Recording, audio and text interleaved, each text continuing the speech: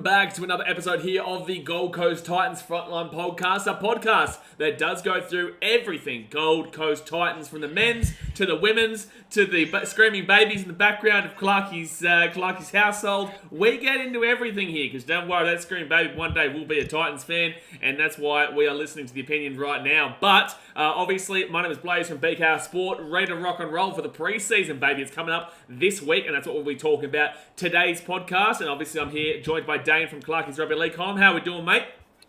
Mate, not too bad. I can confirm that crying baby in the background is indeed... Well, he's not going to be a Titans fan in the future. He was actually a member before he was born. So some might say he was forced into this life.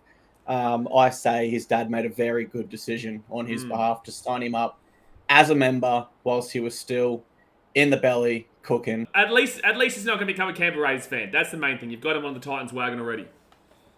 Mate, I think you got to be pretty desperate in life to support that club. That's a fact.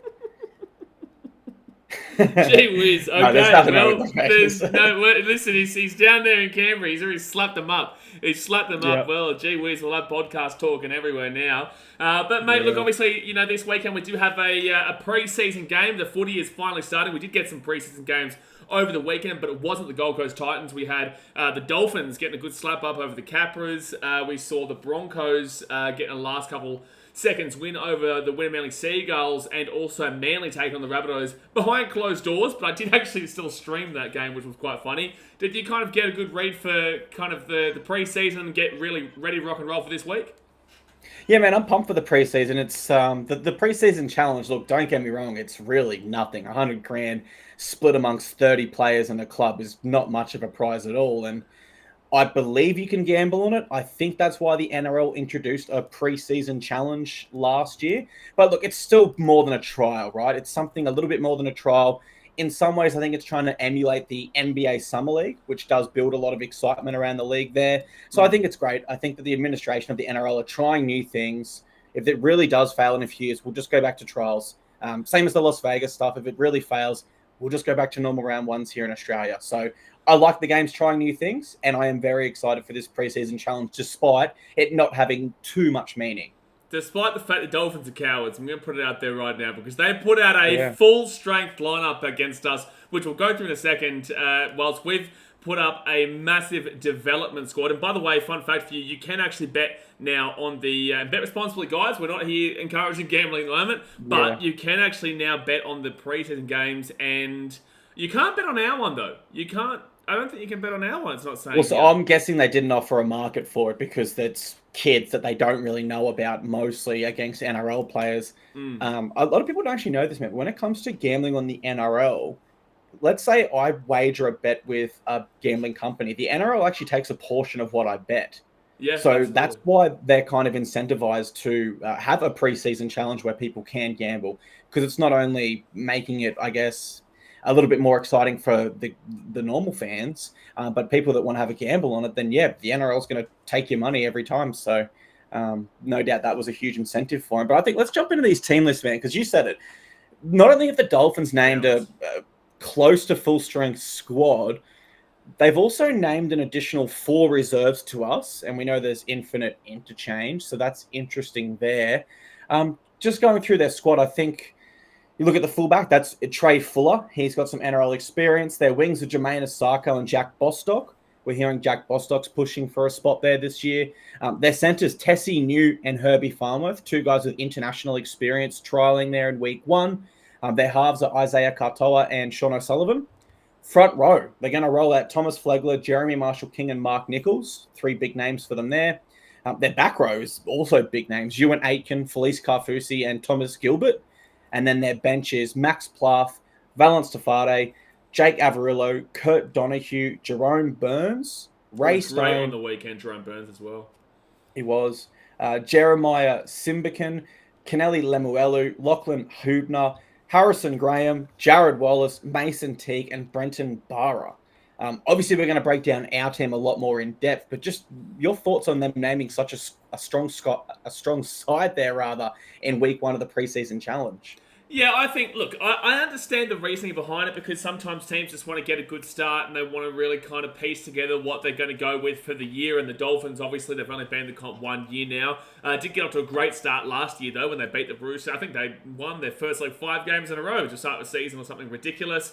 But look, the Dolphins have put out their entire squad outside of the guys that are playing in the Indigenous versus Maori All Stars game that is on this Friday, which we've got a couple of boys who've been brought in. I guess we'll talk about that just after we go through our team lineup here. But yeah, look, it's interesting considering that. Look, we've put out a completely development squad team.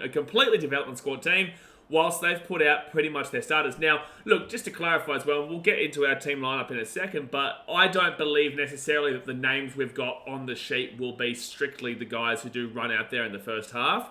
But yeah, look, the Dolphins had a good game against the Central Queensland Capras in their preseason trial on the weekend, where they won 58-6, I think it was. Now, guys who killed it in that game were the likes of Jerome Burns you see on the reserves. You also saw Mason Teague and Brenton Bayra play well in that game. Trey Fuller, I believe, also played in that game. Tessin Hughes scored a hat-trick, as he said, scored a hat-trick there. So, look, this Dolphins team is one that, look, let's be honest with you guys, we shouldn't be expected to win this game in the slightest. We should be looking at this game as one that we get to watch our development players and see how they really progress. Exactly. And if, the preseason challenge showed us anything last year, it's that it really doesn't matter results-wise. We've seen Manly absolutely thump the Rabbitohs in a trial last weekend. We saw them win the preseason challenge the previous year, and they didn't even play finals. So I know we spoke about last week that with the amount of depth we have in our club at the moment, if we do choose to... No, I think we have to be realistic. With the side we've rolled out, and keep in mind, Des Hasler has coached decades worth of seasons in the NRL. He knows what he's doing. He knows you don't win premierships in February.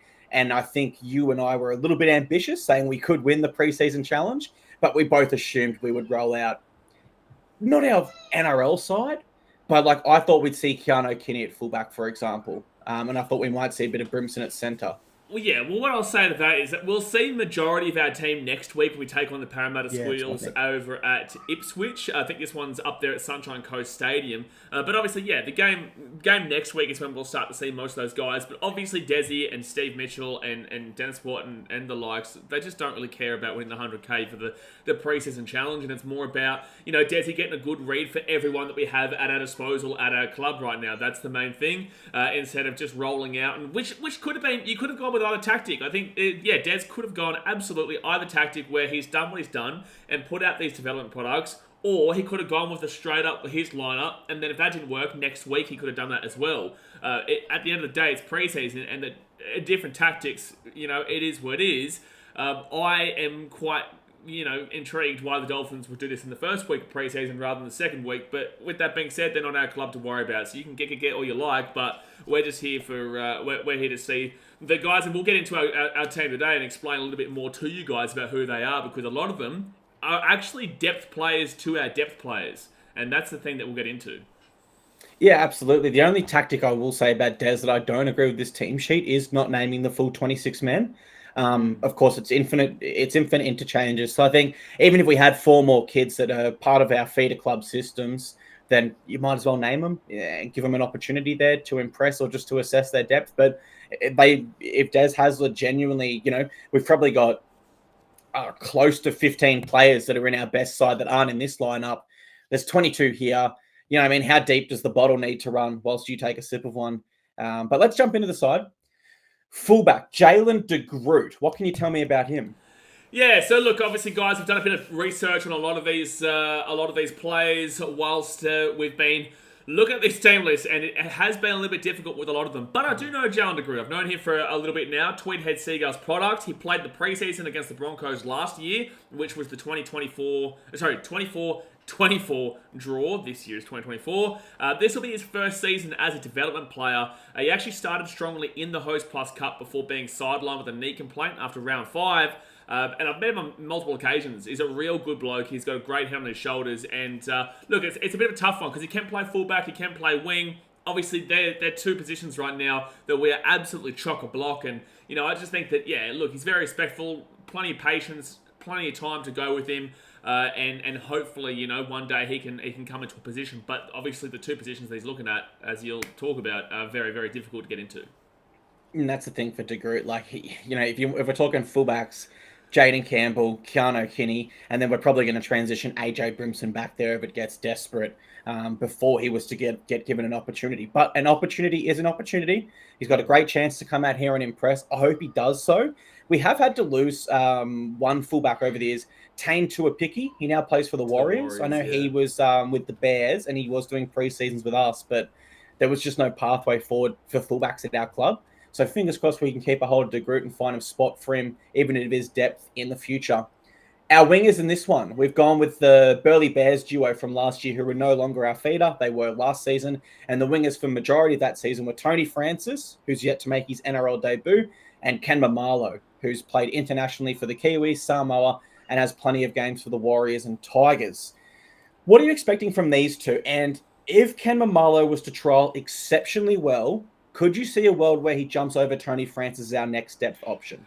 No, I don't see a world that that's possible, and I don't want to be here just to put a negativity kind of cloud around Ken Maumalo, but I do think that Ken is quite far down our depth list, and that's not due to his quality, that's due to his age, realistically. He has been around for a long time now, absolutely killed at the Warriors, went to the Tigers, has been injury-ridden as well, and now he's here at the Titans, and it's great to see that we do have a guy with his stature on the depth list, but at the end of the day, Tony Francis is coming off a fantastic season for the Burleigh Bears. I believe these guys might be going to the Ipswich Jets now with our deal with them, if I'm not mistaken. The news did come out this week of who actually is where. I know Kenny Maumalo's there. I would assume Tony Francis is there, but I'm not 100% too sure. So, yeah, look, I think that Tony Francis, right this very second, is our strongest in regards to depth wing, unless you include Jojo Fafita, then he would be our strongest. But it just comes down to, what Desi's kind of thought process is, and we'll figure that out pretty early, to be honest with you. But no, I can't see a world that Ken jumps Tony Francis due to that age. I think it would honestly have to come down to the stage of the season. Like, if we're in a finals game and Tony's yet to debut, I'd probably rather someone like Ken come in because he's played like 200 games and played in big games for the Kiwis and Samoa. But certainly, it's more likely throughout a 27-round season for an injury to occur. And I think at that stage, I agree, due to his age and the fact that his ceiling is currently higher, Tony Francis will remain as our top depth option there on the wing. I would also say on that, though, that I would see Shuppy or also Jojo Fafita coming in before Ken Maumalo did. Like, even in that situation, I do believe that he would bring in a Shuppy or a Jojo Fafita, and then it would go down to... I think Tony Francis might be above a Shuppy. I don't know. It'll be interesting to see how they go in this game here today, this weekend. But I would say that the depth department is really difficult to see what Tessie's thinking, and I do think that Jojo is definitely next in line. Yeah, well, with a fresh coach, everyone's out to impress this weekend, including Jojo, who will represent us for the Maori All Stars. What we'll do after this, we'll go through and we'll confirm for everyone where our players are allocated in reserve grade this year. And then we'll also look at our players that are featuring in the All Stars game and what we're going to look out for there. Our centers in this one are Aaron Shop and Jack Garrod. Now, Shoppy needs no introduction as Titans fans. We're all familiar with him. But what can you tell us about Jack Garrod? Yeah, so Jack Garrod's coming across here from the Penrith Jersey flag system. The Titans website speaks about him being a talented middle forward, but has been selected in the centre this weekend. So I guess Desi's mixing it up a little early here. Did actually play more in the back row when he was at the Penrith Jersey flag. But with that being said, they're trialling him out here in the centres. So, I don't know, it just seems like a little bit of a Desi mixing it up. So, that's kind of all we really know about him. It's very difficult to find out stats from like Hastings, Steering, Colts, and then also Jersey Flag and whatnot. But with that being said, we all know how quality that developmental system is at the Penrith Panthers, and obviously Jack Garrod is one of those products. Yeah, and it was only 2022 where the Panthers won Harold Matts, SG Ball, Jersey Flag, New South Wales Cup, and the NRL Premiership. So crazy. Jack's obviously come to us looking for an opportunity.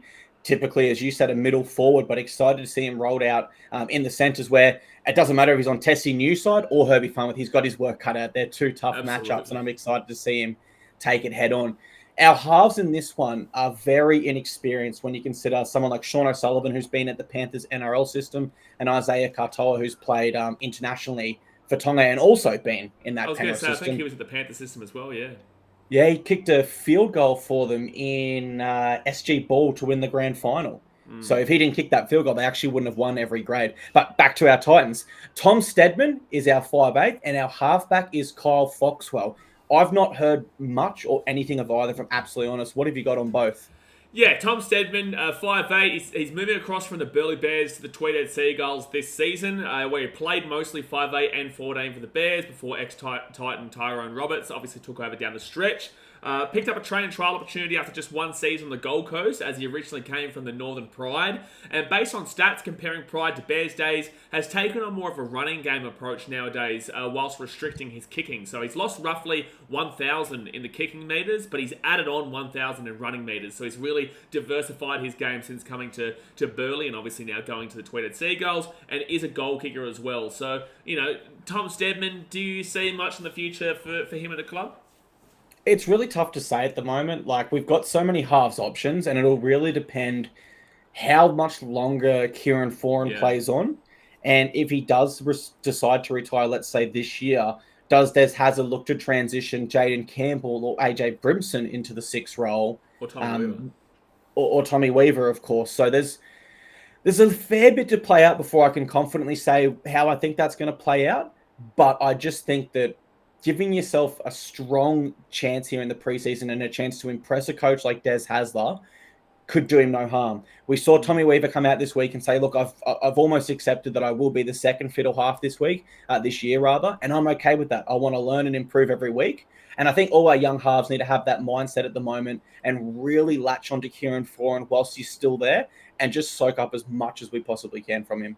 Yeah, 100%. Yeah, I agree. And look, this next one here, Kyle Foxwell, who is our halfback, this is a really intriguing kind of situation here with Kyle Foxwell. I'm not really too sure how to get a read on kind of the prospects here, but obviously this game is going to tell us a lot. So he actually won the BRL Player of the Year in 2022, and he took over for Josh Rogers last year at the Wynnum Manly Seagulls, who are aligned with the Broncos, and it does still have him technically online, playing for Wynnum Manly, but I have spoken to someone that I trust, and they do say that he's at the Ipswich Jets now, who are obviously along with us. He took over for Josh Rogers last year at the Wynnum Manly in the semi-final against South Logan Magpies. That was the same week as the Broncos called up their talent for that round 27 Storm clash at Suncorp. He'll be 25 this year, though, so he is starting to get on a little bit in years. But Matt Head, the coach of Wynnum Manly, said that he can play hooker, halfback, and centre, so a solid utility player. Thoughts on Foxwell?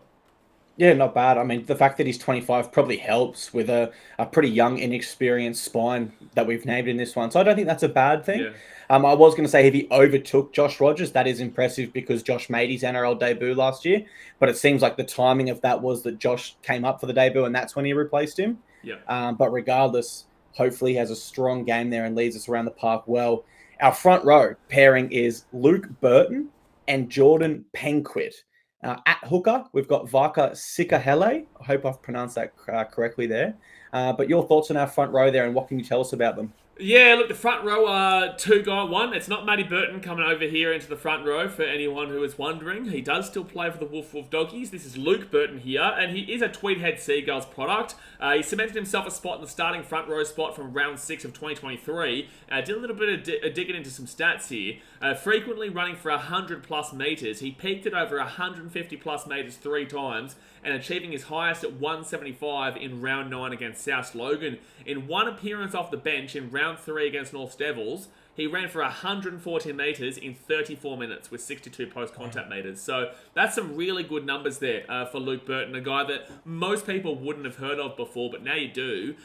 Can miss a few tackles here and there, but has bumped his tackle count up from averaging early 10s to late in season coming into his own and landing 20 plus a game. Most tackles made was in the Sunshine Coast Falcons finals loss, where he achieved 38 tackles. So, a little bit of a sneaky there. And I'll just get to Jordan Penquitt here in our front row before I get your thoughts. Now, Jordan Penquitt, he joins the Ipswich Jets from Brisbane Tigers. There's not really a great deal online from Jordan, but it did help. But he did help the Tigers get to the Hastings Deering Colts Grand Final, where they did unfortunately lose to the Blackhawks. Front row, off the bench, be interesting to see how he goes. He's a massive unknown, but I think there's some good stats there that line up behind Luke Burton, and maybe we can see Jordan Penquitt surprise the Dolphins as well.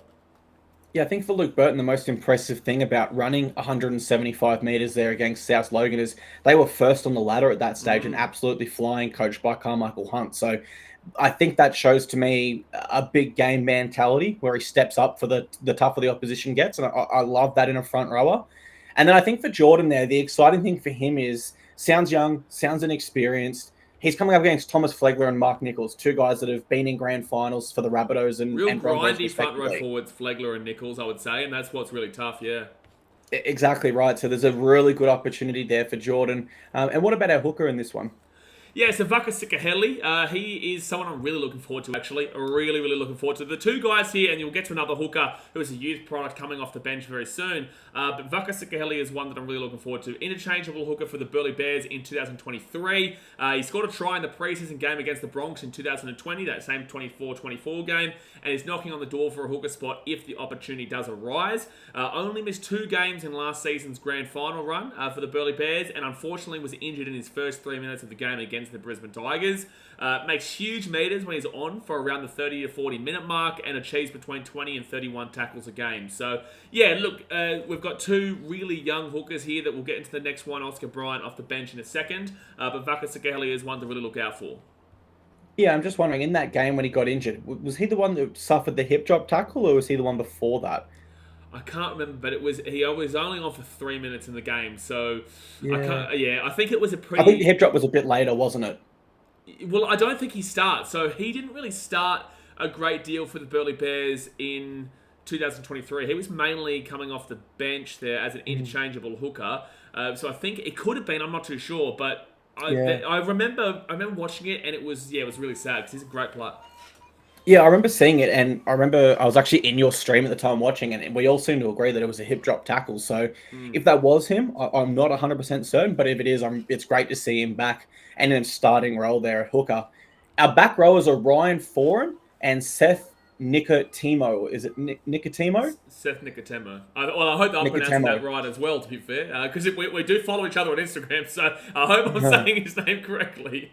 Well, so I know Ryan Foran's now in our top 30, and I think Seth might still be a development player. So yes, a really important opportunity for both of them to stake a claim at a depth option for us throughout the season. What are you expecting from both? Yeah, so Ryan Foran, as we've said before, second row, he's also not related to Kieran Foran for the people who do wonder there. This will actually be his 3rd preseason with the club, but it looks like he's finally starting to make his move because he is officially a part of that 30-man squad. I personally haven't seen a great deal from Ryan. I haven't seen a great deal of his games, but highly touted within the club. He's only played the 1 game for Tweed Head Seagulls, which they won. Only played 31 minutes for 38 metres off the bench, so not much to really go off in that situation. And that's what I'm saying. I haven't really seen a great deal for him, so really looking forward to seeing him in this game.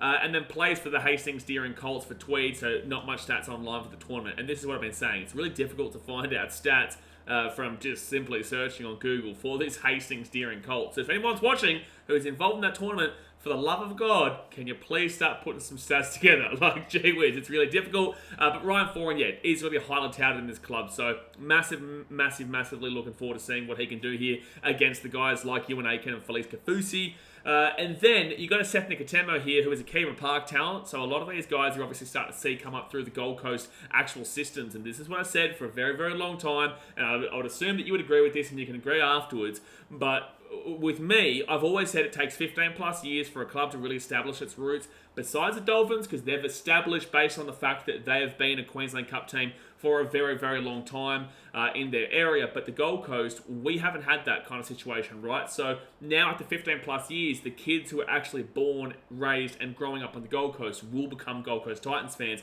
And Seth Nikotemo is one of those youngsters really coming up through that system, which it is benefiting from. So they actually stand out during the preseason in 2023. Players like Big Mo Eki saying massive praises for him.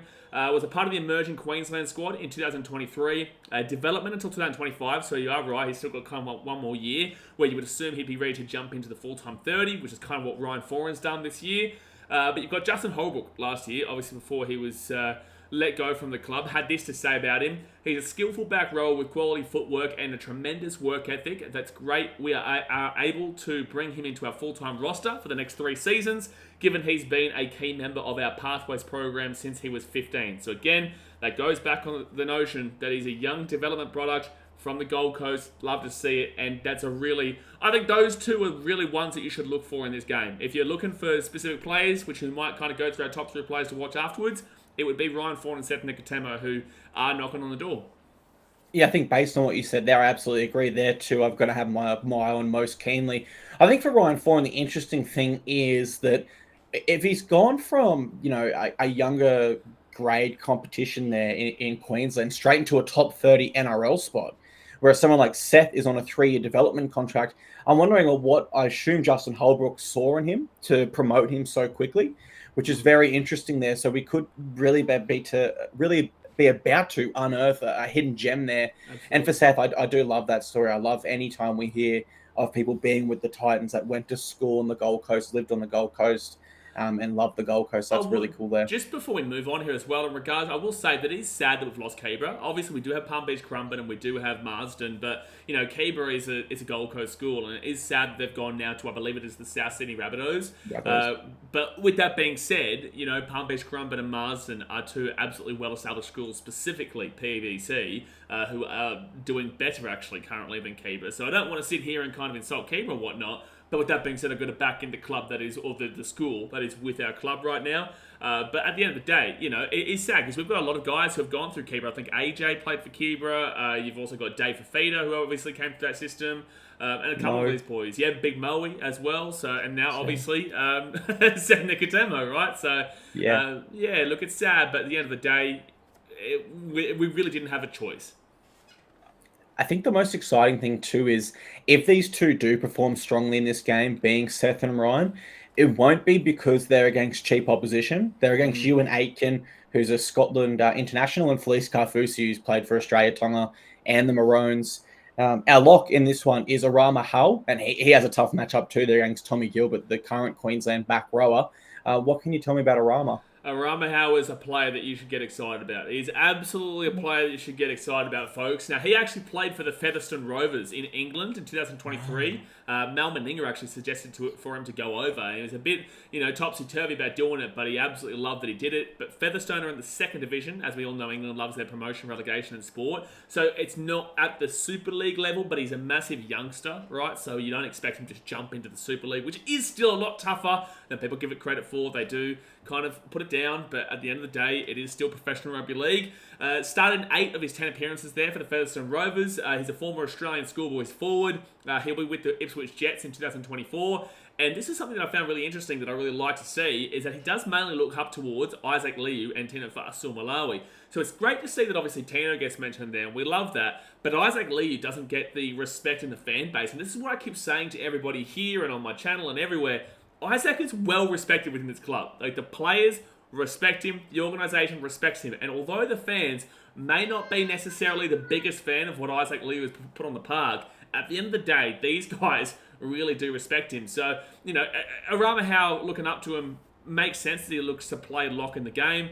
And he's going to mainly play cup this year, I would say, but could absolutely work his way into playing the 13 role long term, as obviously it is open beyond 2024 with Isaac Liu coming to the end of his contract. So this is a big game for him, I would say. Yeah, and I agree. It's kind of like the Roosters, right, where Spencer Lanew's probably got a higher ceiling than Jared Waerea-Hargreaves right now, but everyone at that club respects Jared Waerea-Hargreaves from the rookies all the way to the captain and James Tedesco. I think Isaac Liu holds a very similar, if not identical, spot in terms of the respect he receives from all members, everyone really involved with the Titans on and off the field. Our interchange in this one's interesting because there's more experience off the first part of our interchange bench than there is in the lineup itself. Tommy Weaver is our utility. Isaac Fa'asuamaleaui, Joe Stimson, and Cleese Haas. Joe Stimson's named captain. He'll come from the bench. I think what we've got here, Blaze, is like Tommy Weaver will come on and maybe play 30 minutes. Maybe he'll play the second half. I think Isaac will see a fair bit of. And I think Joe and Caelys will probably be restricted to about 20 to 30 minutes each as well, just because they're already guys that are kind of established as the next best options in our top 17. They don't have too much to prove in this one, whereas the players that are named in their place, such as a Luke Burton or a Ryan Foran or a Kyle Foxwell, albeit they're guys that have something to prove. They have to really earn their stripes in this contest. So that's the way I look at our Interchange. Do you kind of see it the same way? So I think that if we're looking at it based off of the numbers they're given right now, I absolutely agree with you, and that's kind of how it would be played. But I will slightly disagree in the sense that I believe these guys will start. I think that you'll see Tom Weaver start. I think you'll see Isaac, Joe, and Caelys all start.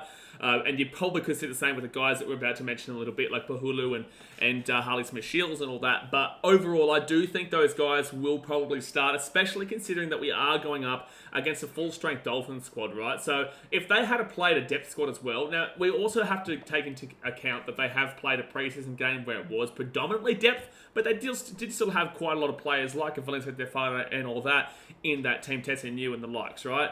But overall, I do think that because the Dolphins have named such a strong lineup, there's no point playing all these youngsters like a Steadman, like a Foxwell, like a Burton, Sikahele, Penquitt, and the back row lock, everyone, right? There's no point playing any of these guys if they're just going to get flogged. If they're just going to get absolutely flogged off the park. So I do think that they will probably adjust this lineup, probably put Tommy Weaver into the 7 for Foxwell, might come to the 14. You probably see Isaac Malawi come on for Jordan Penquitt, and Luke Burton probably stays there. Joe Stimson will probably go into that front row. I do think they keep that back row pairing, and then you've got Caelys Haas, who, to be fair, he might go into the back row for like a Seth Nikotemo, who's still in that development. But that's just kind of what I'm thinking right now. I don't know that. That's just my assumption there. But I don't think that Desi's going to send out his youngsters to get, led to the slaughter. Yeah, it's a tough one. Like we saw what happened to the Capras last week. I think they're a feeder club to the Dolphins, so some of their top options were actually representing the Dolphins in that one as their feeder club. I will say what's quite funny. Did you see in the Winner Manly vs Broncos game how they were swapping jerseys at half time? So, because obviously Winner Manly are a feeder club for the Broncos. Yeah. So the Broncos were, what was his name? Kurt Falls, who used to play with the Panthers, now at the Broncos. He switched from the Broncos to Winner Manly at half time. Yeah, that's why I didn't take much out of those trials last weekend. They were, you know what I mean? Unfortunately, we're not going to see Felice Carfusi line up in a Titans jersey as much as we'd probably all like to see that because he's a quality player. But our extended bench on this one, and keeping in mind that all of these players will play, and there's infinite interchanges. We've got a new recruit, Harley Smith-Shields, Kaleb Ngamanu, Josiah Pahulu, Oskar Bryant, and Caelys-Paul Putoko. So we've got some names there that I'm not familiar with. We've got some names that people will be familiar with, likely in Harley Smith-Shields and Josiah Pahulu. Of those bunch, who are you most excited to watch, and what can you tell us about them? So, look, I'm actually quite excited to watch all four of the guys, or actually, I'd say all four of the guys besides Harley, because I know what to expect out of Harley Smith-Shields, right? That's not me disrespecting him. That's just me saying, I kind of know what to expect from Harley, but with that being said, he does have an absolute bloody rig on him, and he's going to throw his body at the line, and he's probably one of our more experienced players. He's one of our most experienced players in the lineup, right? So, look, Harley, with all due respect, I am kind of looking at these other guys because they are our future that we don't know anything about, realistically, right? So we'll go into Kaleb Ngamanu here first, who is a centre/winger. Now, this is the guy that, when I was doing my research, has actually really, really crushed it, specifically for the Tweed Head Seagulls last season. He absolutely crushed it in the Host Plus Cup in 2023, because he was top 5 in tries across the entirety of the Host Plus Cup, where he scored 18 tries to be the club's leading try scorer. So he scored the most tries for the Tweed Head Seagulls last season and was in the top 5 across the Host Plus Cup. Obviously, there was a guy named Tony Francis who was, I think, did he get top? Did Tony Francis get top? Equal top, I believe. There was someone level with him. There you go. Yeah, so, look, Kaleb Ngamanu is in some great buddy names sake there. Now, you go to some of his stats. He did not finish under 100 metres in a single game last year. He did not finish under 100 metres in a single game last year. 8 games coming 150 plus run metres, and 2 games at 200 plus. Absolute meter reader, and can get some solid post-contact meters as well, going for 50 plus post-contact meters 10 times last year. 50 plus post-contact meters 10 times, and it just shows that when you've got guys like Loffy and Phil, alongside depth of Tony Francis, Kaleb Ngamanu, Jojo Fafita, you've also got Harley Smith-Shields there, we've got such amazing depth in this wing department, and then you've also got the likes of Kenny Maumalo, as we said before. So the wing department for the Titans is phenomenal, and you could potentially even look to putting him into the centres there, Kaleb Ngamanu. So yeah, really, really excited to do with him. Do you want me to keep going, or do you want to have a say first? Yeah, just on Kaleb, I've also got here that he played for the Maroons under-19s last year, which is obviously awesome there. And as soon as I said his name, I was like, that sounds familiar. And then as soon as you started saying Tweed Seagulls, I you know how like they all take the generic shot with their hands on their hips? Yeah. I saw that photo like vividly in my face from when we were reviewing the games last year of Tweed. So yeah, excited to watch him rolled out for sure. Yeah, 100%. This is why you guys follow on this podcast, right? Because one, we give you this information that you don't see anywhere else, and also two, we'll be covering the Tweed Seagulls and Ipswich Jets throughout the season. So hit that follow button, subscribe right now. Bang, thanks for coming. But next one here, obviously big bupper that we're all excited to watch, Josiah Pahulu. Now he played for the Queensland under-19s in 2022, running for 117 metres and making 27 tackles in that game. He is a prop. He's a part of the official 30-man Gold Coast Titans squad in 2024. And probably the most touted amongst the wider consensus. Like Ryan Foran is known, but I would say that Josiah Pahulu is really well known for kind of what he can produce, and this is why. So he's only played 4 games for the Burleigh Bears in 2023, but when he got a full-term 40-plus minute opportunity amongst those 4 games, he ran for 153 total running metres, purely off hit-ups, which shows he's not scared to run it straight up the guts and into the line. That's exciting to see. Actually has the same birthday as me as well, May 4th. So I love this bloke already because he's already going to have to put up every single year with the same old joke of May the 4th be with you when it's May 4th. So God help him. I know how you feel Josiah, don't worry. And he's just an absolute machine, mate. So yeah, really looking forward to seeing what he can do. Obviously, we do have guys like Mo, we have Tino, we have Jimmy Jolliffe, we have Keenan Palacia, Joey Stimdog. We have a whole bunch of real big-time front rowers this year. Isaac Foxwell Malawi as well. We have such a massive... I'm telling you, the Titans are coming, mate. I'm just telling you. We have a great deal of depth at the moment, and Josiah Pahulu is absolutely one of them. And he was also the captain of Ipswich State High School, which I believe... I'm not sure if they won that year. I think I might have read online that they did. And in that under-19s game for the Maroons, he ran 117 metres and made 27 tackles. And that's obviously, against some of the best players from the Blues, and he was also in the 2022 Australian schoolboys team. So you can't do much better in the lower ranks than what Josiah's done so far. So excited to see this guy this season. May the 4th be with you, Josiah Pahulu. May the 4th be with you, mate. But all right, let's go now into the next one here, which is Oskar Bryant, who is a hooker that people have been hearing about for a little bit now. Obviously, for people who aren't aware, he is the younger brother to Max Bryant, who does play for the Brisbane Heat. Big-time hitter there, just won the championship. Starting to align here, Clarkey. Starting to align. Titans are coming up, and Brisbane Heat's won a championship, so Titans are next. Will be 21 this season, so still super young. Could have an opportunity in 2024 if Verrills, touch wood, suffers the injury route, touch wood, that he is going to be safe, healthy, and great. Cruz Leeming was signed last year for the sole purpose to have a 3-man kind of hooker rotation, but now possibly Oskar or Vaka Sikahele could be a part of those 3 with Chrissy Randall, Sam Verrills, and Oskar/Sikahele. Battled a stress fracture in his foot in the preseason to then recover and make his Queensland Cup debut for Tweed last year before 2 unexpected exits in both the Cup and Colts grades as the Seagulls made their charge to the finals. Titans are screaming for a consistent hooker at the moment, and Verrills has been injured majority of his time so far, unfortunately. So if Verrills is fit, I don't think Oskar will be able to get in. But I would not be surprised if Oskar shows out for Tweed and does link up a spot down the stretch. If, for example, touch wood, Verrills, hopefully doesn't get injured, but if that happened, or if Chrissy Randall kind of put himself in a bit of hot and bother as well, it could come down to one of these 2 guys in Sikahele or Bryant. I think the thing for Brian as well is that he went to school with Tommy Weaver. They played together for PBC. He's now seen his friend and spine member there go on debut in the NRL. So there's that belief there. He's seen that it can happen for people his age. Was selected in the Blues under-19 squad last year. Unfortunately, didn't get to play that game. But certainly, I agree with you. Hooker is an area we are thin on. So every lower grade hooker at our club right now has a huge opportunity to really impress in this preseason challenge. Yeah, 100%. And the final play here is a Caelys-Paul Putoko. Now, I hope I pronounced his name right there. Now, he is a centre/winger, and there's not a great deal to go online about him, and I haven't heard about him until this game here, but apparently he's a schoolboy rugby union star who was one of New Zealand's hottest rugby prospects. Really exciting there. Had a lot of Super Rugby clubs actually trying to get him. A lot of Super Rugby, I think the All Blacks as well were trying to grab him, but he did want to play league, so he's here with the Gold Coast Titans, which is great news there.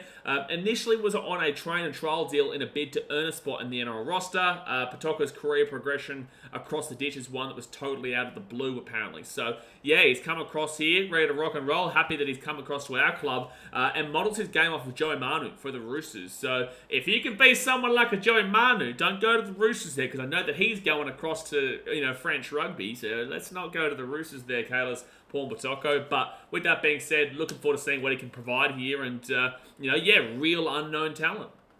I'm really excited. New Zealand rugby schoolboy.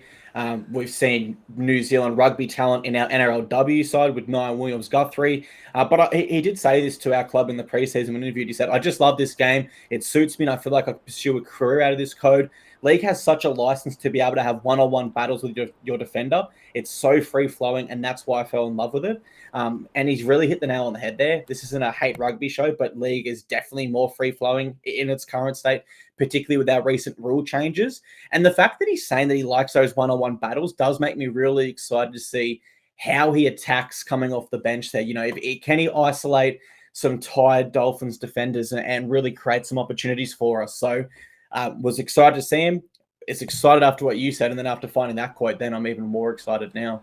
Absolutely. Yeah, no, I just think that we've got some real good depth here that people don't know yet. And this isn't even we have guys that you'll see next week as well that, like Keanu, for example, is technically depth for us unless he gets that 14, right? So, we're also, these guys are our depth to our depth, but also have the chance to move up into our kind of second stringers, if you know what I'm saying. And it's just so exciting to see, because I haven't seen this kind of depth here at the club for a very long time, where I'm genuinely excited to see kind of the guys coming through. And it's just so, it's going to be difficult, right? Because, again, as we've said multiple times here, the Dolphins have put out a full-strength lineup here, and besides Jerome Burns, Jeremiah Simbican, Lachlan Hubner, Harrison Graham, and Brenton Byra, they're the only 5 guys that are kind of depth, so you're still going to see for 80 minutes most of their first stringers. So I don't think that if we get pumped in this game, which I hope we don't get done, but if we get pumped in this game, it does not then mean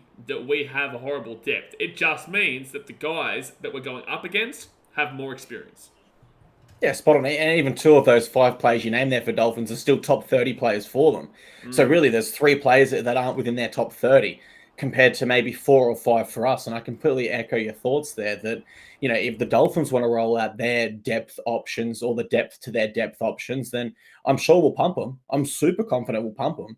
But they've chosen to name a super strong side, which is why I think as a Titans fan, my expectation is we will lose this game. I don't care that we'll lose this game, because I know that the experience is going to give our young guns and the opportunity to perform far outweighs winning a trial game. You don't win premierships in February.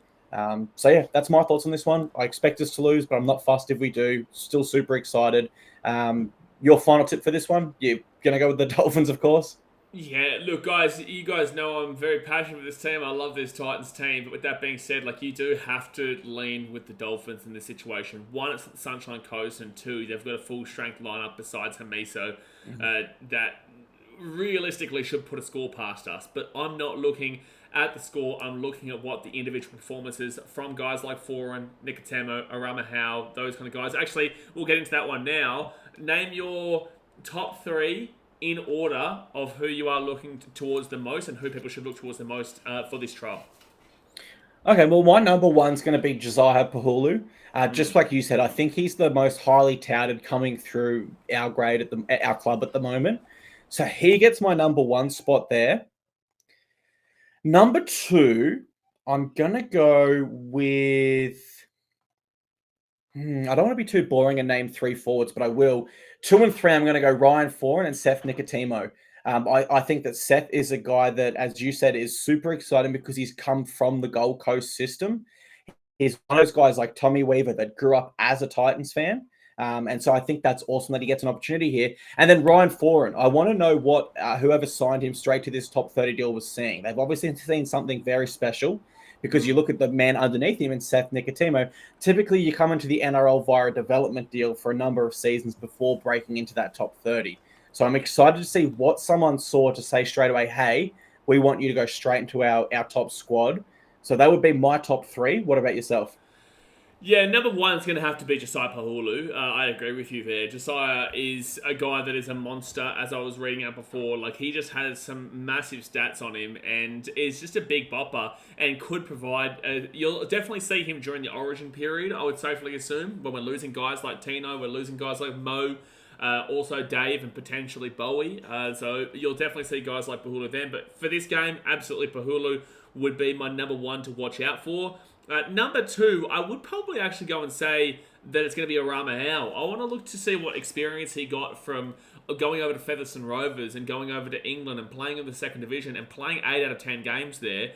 He's still a super young talent, man, and I just think that, the lock position is what we need to be focusing on. Who is the lock post Isaac Liu? Is it going to be Jacob Alec? Is it going to be Arama Hau? Do we have Aaron Clark there? Do they push Tino to the 13 role? So I think that Arama Hau is in a real prime opportunity here to prove himself in this game and show us that, hey, listen, we need a 13, you need to stand up. So it's a lot of pressure for a young talent, especially coming up against Tommy Gilbert and whatnot. But with that being said, you've got to beat the best to be the best, baby. So that's what I'm putting as number 2, and I could easily put him as number 1 as well, to be honest with you. And number 3 is a bit of a tough one. Like, I will tell you guys as well, Caelys Haas is someone that I have heard some great reports on, the best Haas in the business, going into the preseason, saying that he is training the absolute house down and is having one of his best preseasons. So I'm really looking forward to seeing what Caelys can do, but I'm going to go with one of the young guns for the sole purpose of what we're saying. I'm going to go and say I'm looking forward to seeing either Vaka Sikahele in that number 9 or Caelys-Paul Putoko. I think that that's a really interesting one there. Again, massively hot prospect for Rugby Union New Zealand. All Blacks wanted him, and has just decided to come over here and say, you know what, screw it, I'm going to play for the Gold Coast Titans. And I really think he could show out here. And it's not like that we are absolutely chuffed for spots in the centre department. Like, we do obviously have the Brimo, and we do also have Brian Kelly. But with that being said, it's not like that's our crazy strongest position. So if Caelys-Paul comes in and shows out, maybe he could put, throw a cat amongst the pigeons as well. So yeah, I think there's a really exciting, I can't wait to talk about this next week with you. I can't wait to talk about this next week on next week's podcast, just to see how these guys did go in this game. And I'm actually kind of happy the Dolphins have put their first graders out there, because if we go out there and win, or we go out there and just show some real good gumption and talent, I tell you what, this will be really good proof to say that we've got a good team here coming forward. Absolutely, and next week will be the first week where we really resume the podcast back to normal duties, where we're reviewing a game and then previewing the following week. So that's exciting for us and hopefully exciting for the viewers. So yeah, it sounds like we're both not really fussed on the result there. We're more fussed on just seeing our players perform and have an opportunity, which I think is the right way to go about this one, especially when you look at the result, man. The result means nothing. The result means nothing. Like, you go, look, I'll tell you guys, the only thing that will annoy me is if we lose this game by 100 points. If we lose this game 100-0, then yes, there is an issue, there is a problem, and there's an issue, okay? But if we're losing, if we can at least score a couple of tries in this game, and maybe limit them to under 50, even under 60, I will tell you, under 60 is something that we should be aiming for, because again, these guys are all development. So if they're scoring 60 plus from their first graders, that's expected. So you guys should actually be expecting to lose this game by a significant amount. Anything less than a significant amount is a massive win for us. If we're losing by 30 points and scoring 2 tries, 3 tries, that's fantastic. That is fantastic in a game of this nature. Who cares what the opposition fans say? Oh, Titans are done. Rabbitohs, do you think they care right now that they got pumped by 68-6 and people are saying their season's done? No, they don't care less, because it was 2 reserve grade. Even further, Manly had their reserve grade going up against the Rabbitohs, even further reserve grade. Manly still had Luke Brooks. They still had, a couple of their top tier prospects as their guys. whilst Rabbitohs had nobody. And that's the same thing with us here. And Dolphins have gone even stronger. So don't get upset if we lose this game by a large margin. No, spot on. Absolutely agree. And you've only got to cast your mind back to last year with Alofiana Khan-Pereira really being a breakout star there, scoring a hat-trick, I believe. It was either against the Cowboys or Broncos. So was people can break it. 4 tries? Or maybe it was 4. I only remember 3, but it could have been 4. You could be right. I can't remember. It's Loffy. It could have been 5. If we're being absolutely honest. Yeah, it could have been. Okay, I'm not going to go any further than 7. That's it's getting up there. It's getting up there. No, but in all seriousness, we just offer that to say that these games are important to watch because, you know, at that stage, Loffy was, I would say, rumoured to be starting on our wing, but it wasn't confirmed. And then he had those really strong. Well, we didn't have the podcast then, right? So I would have told you guys, he's going to be our winger. But with that being said, obviously, I will be live. So this is just a bit of self-promo here. But I will be live streaming our game. So if you want to jump across and have a chat with me as the Titans game is on this weekend against the Dolphins, I will be live on BKRsport. And then obviously come back here with Clarkey for the podcast and whatnot. But yeah, if you want to sit there and sit there with me as we probably watch our team and get a little bit of a slapping, but still talk about the interesting and kind of significant things coming on, then obviously come and check out the channel, and I'll be live there to talk it through with you and make sure that you're okay. Yeah, no, absolutely. That's BKRsport on YouTube for anyone that's interested in that. We mentioned earlier we're going to go through and tell you where our players are assigned to reserve grade this year. We'll do that now. Ipswich Jets have Tanner Boyd, Jaylan De Groot, Beau Fermor, Dave Fafita, Ryan Foran, Moeki Fotuaika, Arama Hau, Alofiana Khan-Pereira, Isaac Liu, Ben Liu, Ken Maumalo, Seth Nikotemo, Josiah Pahulu, Philip Sami, Aaron Shops, Harley Smith-Shields, Joe Simpson, and Sam Berrells.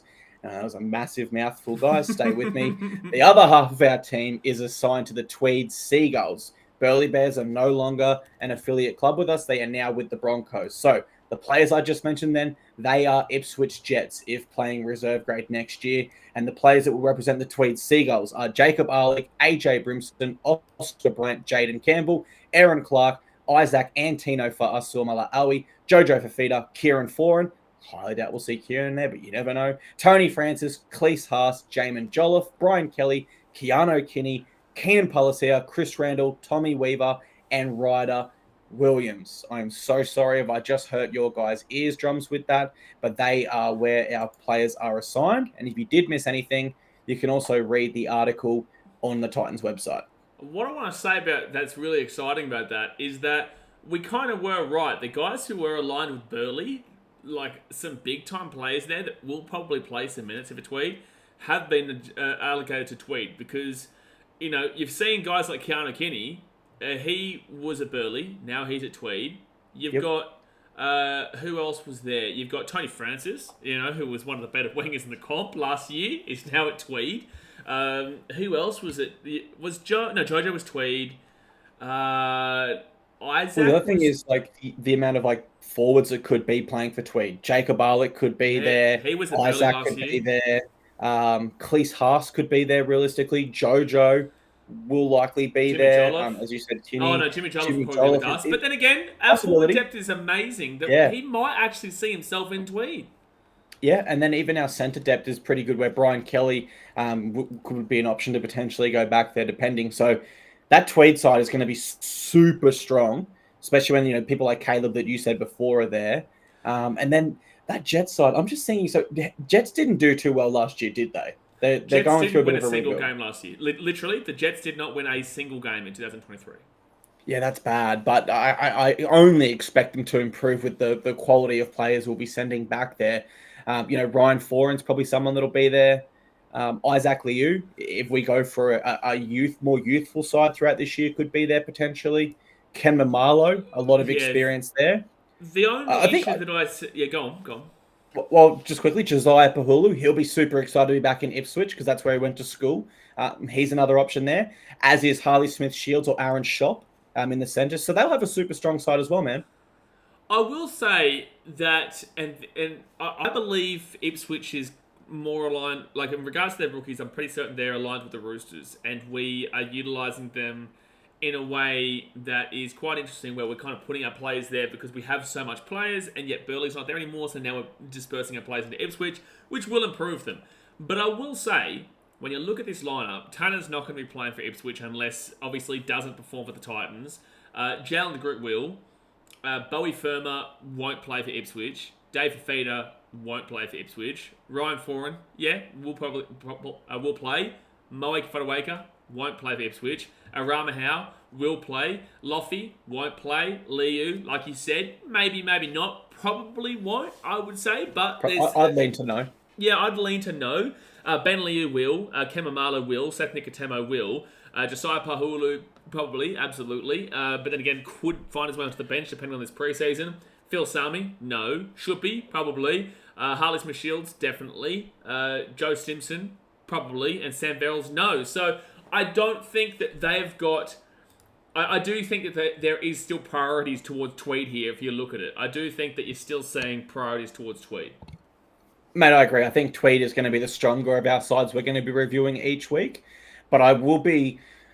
Look, I won't be so much bothered about the Jets' results, if I'm being absolutely honest. Yes, as you said, they are an affiliate club. They're not as close to our region as Tweed. I'll be more concerned with the Tweed results, and I think for Jets, I'll be more looking at individual performances to see who could be caught up. And I don't want Ipswich Jets to feel like we're disrespecting them by saying that. It's just that you've got to understand that obviously Tweed is a direct correlation with us, whilst Ipswich has kind of two minds about them. And I do think that I definitely will be there to support the Ipswich Jets, and I will definitely want to see them win rather than lose. There's no doubt in my mind about that. But if it comes to Ipswich taking on Tweed, I do think that you're always going to kind of have that feeling like, yes, no, we're going to want to support Tweed. Because one, they've been with us for a long time. And two, they are guaranteed directly on the Gold Coast, right? Whilst Ipswich is, kind of out from the Gold Coast. So, yeah, we'll definitely be... Jets are our number 2 team this year for sure. Speaking on behalf of myself here, they're definitely our number 2, but I will always lean towards Tweed. Absolutely agree with you there. Let's do a quick preview of the NRL All Stars game. We won't go into too much depth. We'll just talk about our players, give a bit of a prediction there, and some stuff that we're looking out for.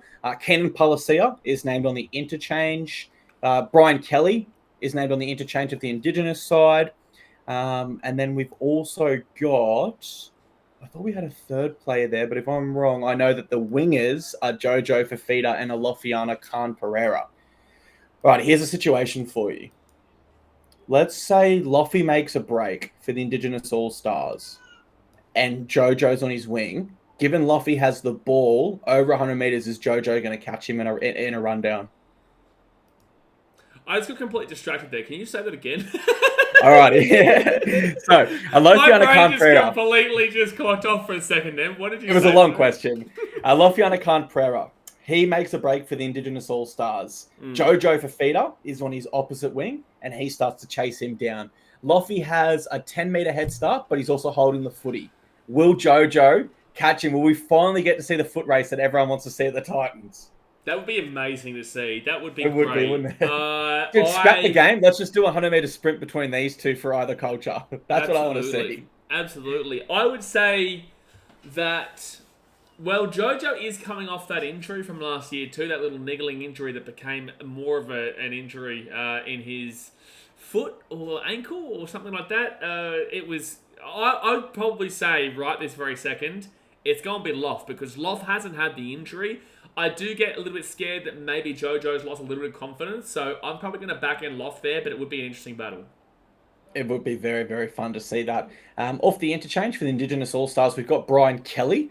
Do you expect we'll see him play a little bit of back row, just noting how small this bench is for the Indigenous side? I think we might. You might. Yeah, BK obviously coming in because there's been quite a lot of exclusions now from the Indigenous squad. Actually quite sad to see Cody Walker out because it would have been so awesome to see him and Nico Hines, but... You're probably going to see the two Sharkies halves combination there now, Braden Trindle and Nico Hines. But yeah, look, BK could play in a couple of positions there. Obviously, we just don't want to see them get injured. That's the only thing that I'm looking for in this game. Because obviously, guys, I'm not Indigenous and I'm not Maori, but I just want to see a good game. I just love rugby league and I want to see a great game here. I know, Dane, you're part Maori and there's a lot of our audience who probably are Indigenous as well, so I know this game means a hell of a lot to you guys.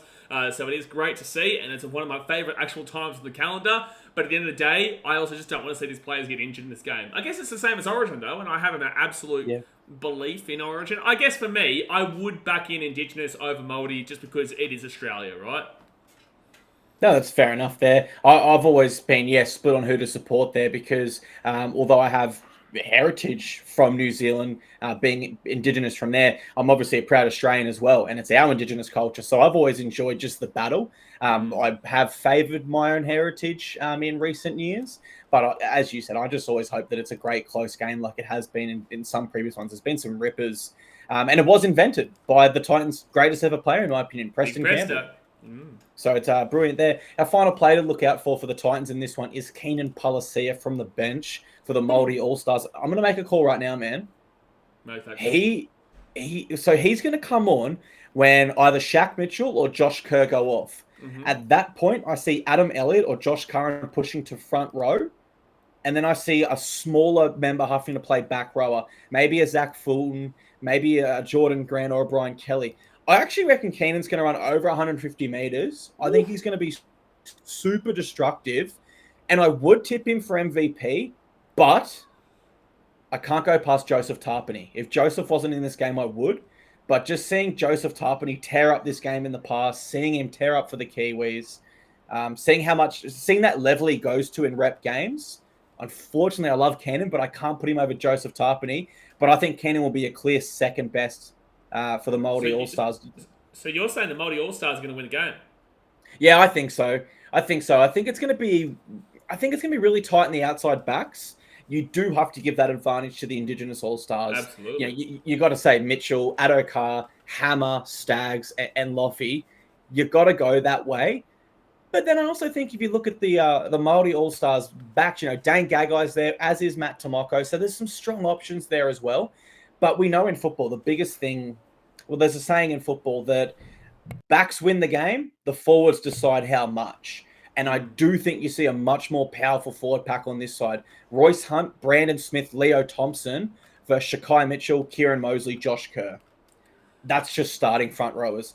Then we go to the interchange bench where the Maori All Stars have Jazz Tavanga, Trey Mooney, Xavier Willison, Dylan Walker, Jack Howarth, and Keenan Palasia.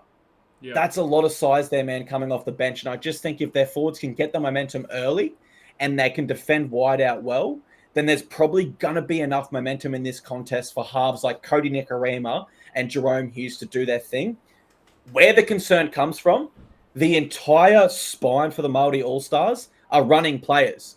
Jesse Arthur's not a ball player. Cody Nikorima, he's a ball player kind of, but more of a runner. Jerome Hughes, definitely a running halfback. Brandon Smith, definitely a running hooker. Whereas the Indigenous All Stars do have controlling halves in Braden Trindle and Nico Hines.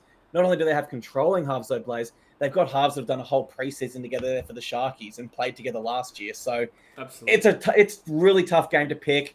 I'm going to go the Maori All Stars 1-12. What's going to be your tip for this one? Yeah, so what I'll say in regards to the Indigenous versus Maori game is that I will say, and I'll make the comparison here, and with all due respect, I just want to kind of put the correlation here so people understand where I'm coming from.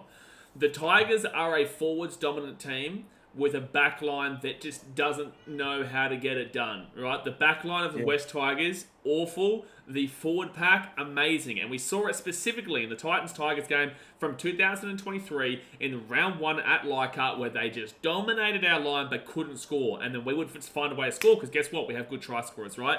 And I do find this very similarity here with this Maori All Stars team where their 8 through 13 is significantly better than the 8 through 13 for the Indigenous for mine. So yes, you're going to see the Maori All Stars get them into position, but I also do think that this 1 through 7 here of this Indigenous All Stars is so good. Latrell Mitchell, Josh Adokar, Alofiana Khan-Pereira, Hamiso and Staggs, Braden Trindle and Nico Hines in the halves. There's just so much unbelievable quality here that I don't think you're going to be able to hold them out. I don't think you can hold that 1 through 7 out. It's just ridiculous. And then their forwards are still decent enough forwards. Jermaine Hopgood is one of the better locks in the competition right now. Probably top 6, top 7, I would say. Maybe, top 7, Jermaine Hopgood. Obviously, you've got the likes of Paddy Carrigan, Isaiah Yeo. We're getting into a whole preview here. But at the end of the day, I do think the Indigenous All Stars will get it done. But it's good to see that there's two different opinions where you think that the Maori All Stars will be too good. I think the Indigenous will be too good. So we're in for a good game, obviously.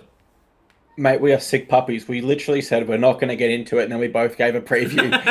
Mine was worse. I stopped myself before I went deep because I was about to get deep. And you can probably hear it in my voice. My voice got louder. I got excited. The hand gestures grew. We are it's sick pre-season, puppies, baby. Here we go. We're ready to rock and roll. League. We love rugby league, and we'll be back next week for more rugby league with you all. We're gonna review this Dolphins game. We'll talk a little bit about how players went in this rep game, being the NRL All Stars, and then we will preview our next trial, which is against the Cowboys, Parramatta Eels in Ipswich. So we'll preview that one for you. So from myself, thank you very much for being here for the Gold Coast Titans Frontline Podcast. Become a member today. Join the Frontline. Subscribe to this podcast on YouTube. Like it on YouTube. And follow us no matter where you listen to it, whether that's Spotify or Apple. Thank you very much. And over to you, Blaze, to farewell this show. Absolutely, baby. Slap it up. I'll see you guys on Sunday on BKRsport for the live stream where we take on the Dolphins. And then absolutely jump on here, subscribe, follow, like, get around it, share it around for the Gold Coast Titans Frontline Podcast. We appreciate you as always. And I'm looking forward to next week as we can really wrap up and review our Titans boys slapping down the here today. Let's get the Titans, baby. Big weekend ahead. Slap it up.